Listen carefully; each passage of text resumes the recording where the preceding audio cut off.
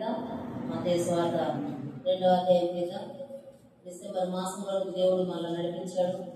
దేవుని మహాకృపను బట్టి ఈ 2025వ సంవత్సరం ఎన్నో వారంలో మనం ఉన్నాం. 50వ వారంలో కూర్చోం. 2025వ సంవత్సరం 50వ ఆదివారంలో కూర్చోం. ఇంకా 2 వారాలు మాత్రమే ఈ సంవత్సరం మనకు మిగిలి ఉంది. ఈ 50 వారాలలో ఎంతమంది ఆబ్సెంట్ లేకుండా దేవుని సన్నిధిలో ఉన్నారో తెలియదు. ఎంతమంది దేవుని సన్నిధిని విడిచి తిరిగారో తెలియదు. ఈ దినము దేవుని సన్నిధికి వచ్చినటువంటి మనము దేవుని వర్తమానం మీద మత్తయి సువార్త 2వ అధ్యాయం తీద్దాం. ఈ 2వ అధ్యాయంలో క్రిస్మస్ ను గురించినటువంటి వర్తమానాలు డిసెంబర్ మాసం నవంబర్ 25 నుండి స్టార్ట్ అయిపోయింది. ప్రతి ఎక్కడ చూసినా క్రిస్మస్ వర్తమానాలు పెట్టుకున్నాం. క్రిస్మస్ అంటే మనము నవంబర్ 25 నుండి సిద్ధపడుతూ ఉంటాం. ఎలాగ సెలబ్రేషన్ చేసుకోవాలి, ఎలాగ సంతోషంగా ఆ రోజున మనం గడపాలి, ఏమేమి సిద్ధపరచుకోవాలి అనే ఒక మంచి ప్లాన్ మనకు ఉంటుంది. చాలా సంతోషంగా గడుపుతాం. మనం లూకా సువార్తలో మాట్లాడినట్టుగా మహా సంతోషకరమైన శుభవర్తమానము అని మనం చూసుకున్నట్టుగా మహా సంతోషాన్ని అనుభవించాలని ఈ రోజు క్రిస్మస్ మనం ఉంటా ఉన్నాం. కానీ మొదటి క్రిస్మస్ ఎలాగ జరిగింది? యేసుక్రీస్తు ప్రభువారు పుట్టినప్పుడు ఆ క్రిస్మస్ ఎలాగ జరిగింది చూద్దాం. 2వ అధ్యాయం 1వ వచనం నుండి చదువుదాం. రాజైన హేరోదు దినములందు యూదయ దేశపు బెత్లెహేములో యేసు పుట్టిన పిమ్మట ఇదిగో తూర్పు దేశపు జ్ఞానులు యెరూషలేమునకు వచ్చి యూదుల రాజుగా పుట్టిన వాడు ఎక్కడున్నాడు? తూర్పు దిక్కున మేము ఆయన నక్షత్రమును చూచి ఆయనను పూజింపవచ్చితమని చెప్పిరి. హేరోదు రాజు ఈ సంగతి విన్నప్పుడు అతడును అతనితో కూడా యెరూషలేము వారందరూ కలవరపడ్డారు. ఇక్కడ జ్ఞానులు వచ్చి ఎవరితో అడుగుతూ ఉన్నారు అంటే హేరోదు రాజును అడుగుతూ ఉన్నారు. హేరోదు రాజును ఏమడుగుతూ ఉన్నారు? రాజుగా పుట్టిన వాడు ఎక్కడున్నాడు, యూదులకు రాజుగా పుట్టిన వాడు ఎక్కడున్నాడు అని అడుగుతూ ఉన్నారు.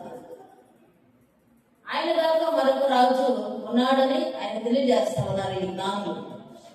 ఆయన యొక్క మనస్తత్వం ఎలాంటిదంటే, నేను తప్ప మరొక రాజు ఉండకూడదు, నేను మాత్రమే రాజుగా ఉండాలనేటువంటి ఆలోచన కలిగినటువంటి వ్యక్తి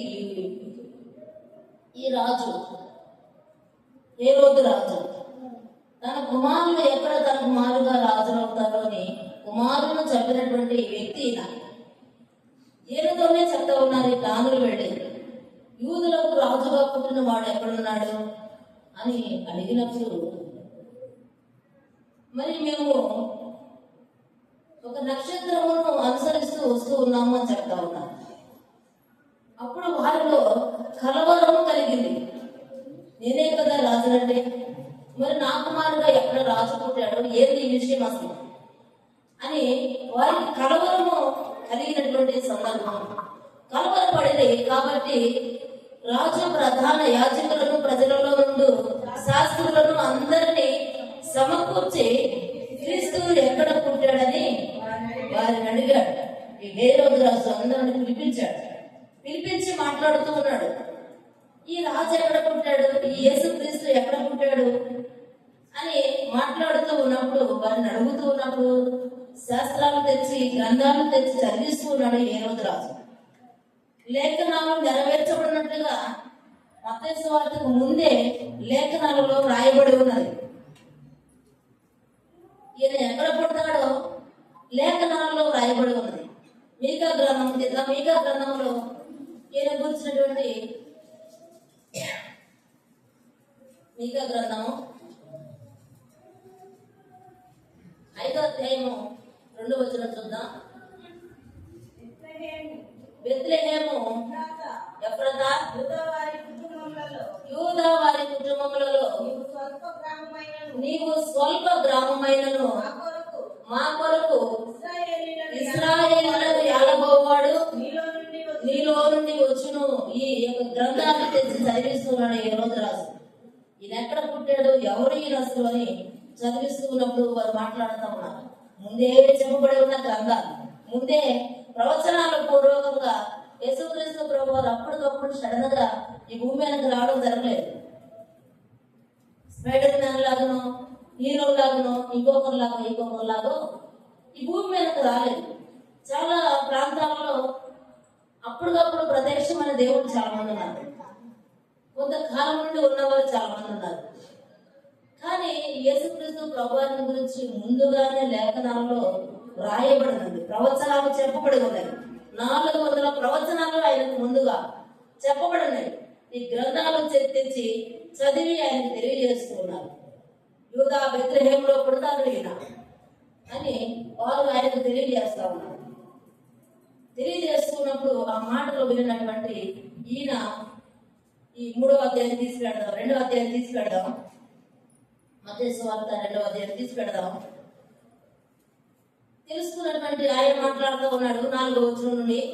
కాబట్టి రాజు ప్రధాన యాజకులను ప్రజలలో నుండి శాస్త్రులను అందరినీ సమకూర్చి క్రీస్తు ఎక్కడ పుట్టినని అడిగాను.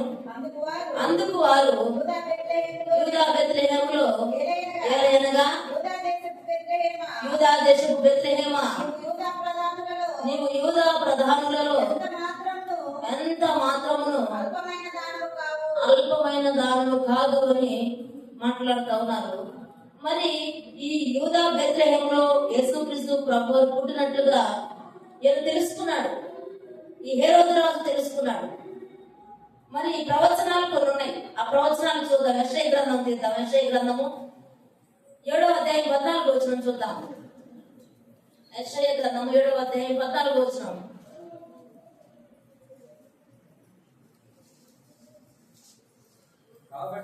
కాబట్టి ప్రభు తానే యొక్క సూచన మీకు చూపును ఆలకించుడి. కన్యక గర్భవతి కుమారుని కని అతనికి ఇమ్మానుయేలు అని పేరు పెట్టును. ముందే సూచించబడినటువంటి లేఖనాలు. కన్యక అని ప్రత్యేకంగా రాయబడి ఉన్నది. కన్యక అని రాయబడి ఉన్నదంటే పురుషుని ఎరుగని స్త్రీ అని అర్థం. మనకి ఆది కాండములో కూడా ఒక వాగ్దానం దేవుడు చేశాడు 3:15లో, నీ సంతానమునకును స్త్రీ సంతానమునకును మీరు వైరము కలుగును అని దేవుని వాక్యము సెలవిస్తారు. స్త్రీ ద్వారానే ఎందుకు యేసుక్రీస్తు ప్రభువారు పుట్టాడు అంటే, స్త్రీ ద్వారానే ఈ లోకంలోనికి పాపం వచ్చింది. స్త్రీయే అవిధేయత చూపింది దేవుడికి, స్త్రీయే దేవుని మాటను ఎదిరించింది. అందుకే ఒక స్త్రీనే దేవుడు ఏర్పరచుకున్నాడు. అది ఆ స్త్రీ కన్యకగా ఉండాలి, పరిశుద్ధురాలుగా ఉండాలి, పవిత్రమైనటువంటి స్త్రీగా ఉండాలి, ఆత్మీయురాలుగా ఉండాలి. అలాంటి స్త్రీ అయినటువంటి ఈ మరియను దేవుడు ఏర్పరచుకున్నాడు. కన్యక గర్భవతి అయి కుమారుని కరును, అతనికి ఇమ్మానుయేలు పేరు పెట్టుదురు అని దేవుని వాక్యం సెలవిస్తాడు. ఇమ్మానుయేలు అంటే దేవుడు మనకి తోడు అని అర్థం. అలాగే 6వ అధ్యాయంలో కూడా యెషయా గ్రంథం 6వ అధ్యాయము 9వ అధ్యాయము 6వ వచనంలో 6వ వచనంలో చూస్తే ఇక్కడ కూడా ఇవి కూడా లేఖన భాగాలుగా మనకు కనబడతా ఉన్నాయి. ఏలైనగా మనకు శిశువు పుట్టెను, మన కుమారుడు అనుగ్రహింపబడెను, ఆయన భుజముల మీద రాజ్యభారమును. ఆశ్చర్యకరుడు, ఆలోచనకర్త, బలవంతుడైన దేవుడు, నిత్యుడకు తండ్రి, సమాధానకర్త అధిపతి అని అతనికి పేరు. ఎన్ని లేఖన భాగాలు ఉన్నాయండి పరిశుద్ధ గ్రంథాన్ని మనం చూస్తూ ఉంటే 400 లేఖన భాగాలు నెరవేర్పుగా యేసుక్రీస్తు ప్రభువారు భూమికి వచ్చాడు. ఆయన పుట్టక మునిపే ఆయన పుట్టుకల గురించి లేఖన భాగాలు రాయబడి ఉన్నాయి. అలాగే ఆయన సిలువని గురించి కూడా లేఖన భాగాలు రాయబడి ఉన్నాయి. అలాగే లేఖనముల ద్వారా లేఖనములు నెరవేర్చడం కొరకై ఆయన ఈ భూమి మీద మనిషి కుమారుగా రావడం జరిగింది. మొదటి మనుషుడైన ఆదాము ఈ భూమి మీద పాపం తీసుకొచ్చాడు. కడపటి మనుషుడైనటువంటి యేసుక్రీస్తు ప్రభువారు ఈ భూమి మీద ఉన్న పాపములను కొట్టివేయడానికి, పాపములను క్షమించడానికి ఆయన ఈ లోకానికి వచ్చాడు. ఈ లోకంలో వచ్చినటువంటి ఆయన మరి మన పాపాలను క్షమించడానికి ఆయన ఇష్టపడ్డాడు. అలాగే మనం చూసినట్లయితే మత్తయి సువార్త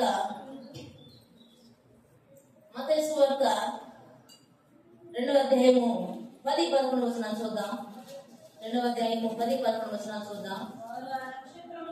వారు ఆ నక్షత్రమును చూచి అత్యానంద భరితులై ఇంటిలోనికి వచ్చి తల్లి అయిన మరియను ఆ శిశువును చూచి సాగిలపడి ఆయనను పూజించి తమ పెట్టెలు విప్పి బంగారమును సాంబ్రాణిని గోళమును కానుకలుగా ఆయనకు సమర్పించారు. వీరు ఈ జ్ఞానులు హేరోదుకు రాజుకు కనబడిన తర్వాత యేసుక్రీస్తు ప్రభువారి దగ్గరకు వెళ్ళడం జరిగింది. వెళ్ళినటువంటి వీరు చేసినటువంటి పని ఆయనను ఆరాధించారు. క్రిస్మస్ అనగా క్రీస్తుని ఆరాధించడానికి అర్థం. అలాగే 17వ వచనం చూద్దాం. 17-18 వచనాలు చూద్దాం.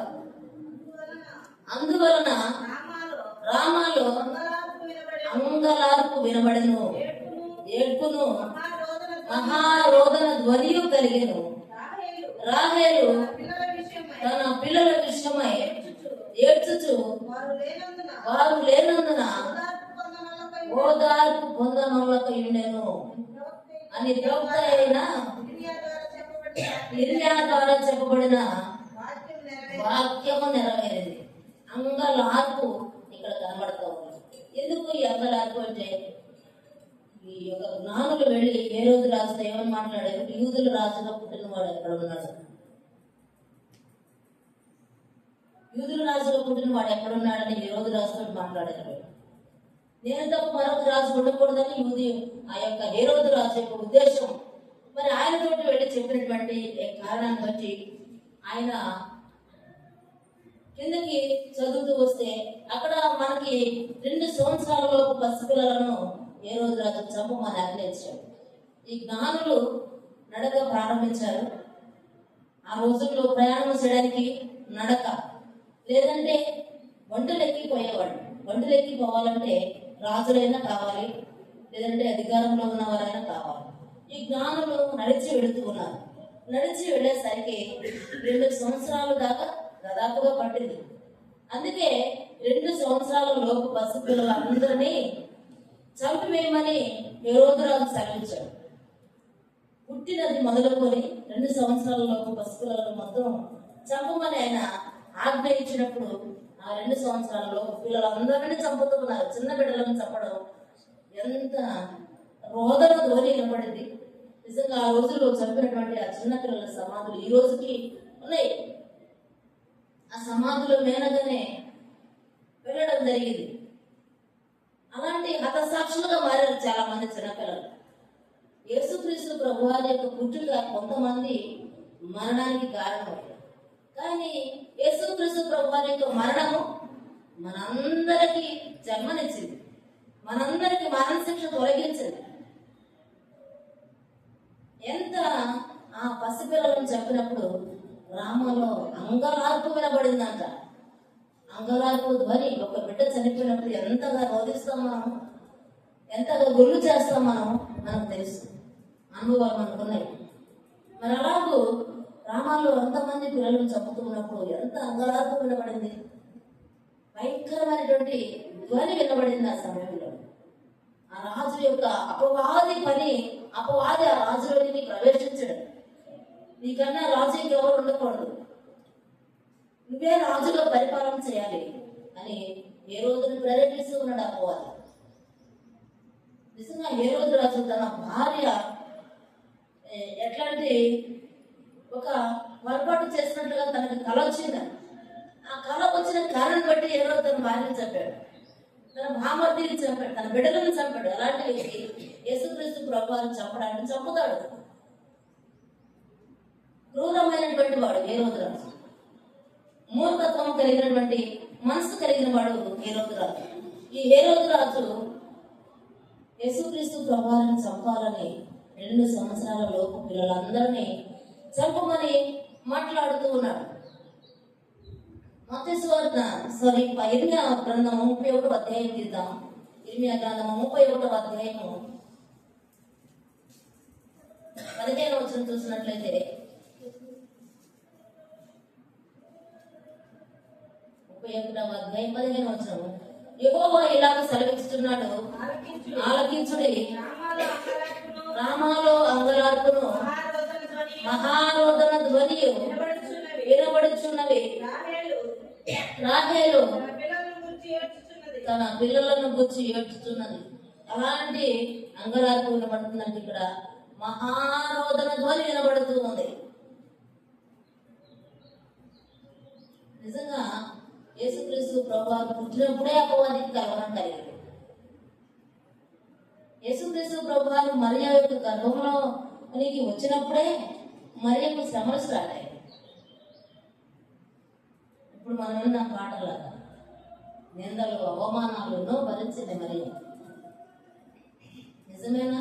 మనం అంటాం కదా, అబ్బో చెప్పేవాళ్ళమ్మా, ఈ నిజంగా పరిశుద్ధాత్ముడు నిన్ను ఆవరించి నిన్ను కమ్ముకొని నువ్వు గర్భవతి అయ్యావా, ఎంత ఏమంటారు, ఎంత భక్తురాలువి, ఎంత పరిశుద్ధురాలుగా నువ్వు అని మాట్లాడతాం.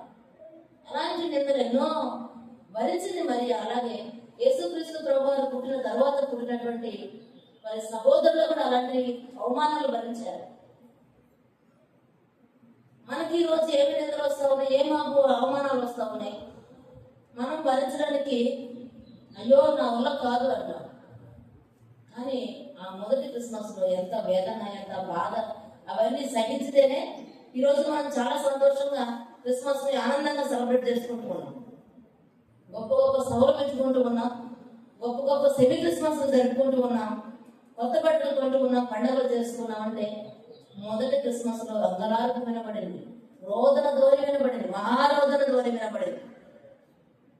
అలాంటి సమయము సందర్భాన్ని ఆ రోజు వారు భరించారు కనుక, అలాంటి నిందలను వారు భరించారు కనుక వాటన్నిటి నుండి దేవుడు విడిపించి మనకు దేవుడు ఈరోజు గొప్ప మహా సంతోషకరమైన శుభవర్తమానాన్ని మనకు తెలియజేశాడు. లూకాసు వార్త చూద్దాం. లూకాసు వార్త 2వ అధ్యాయం చూద్దాం.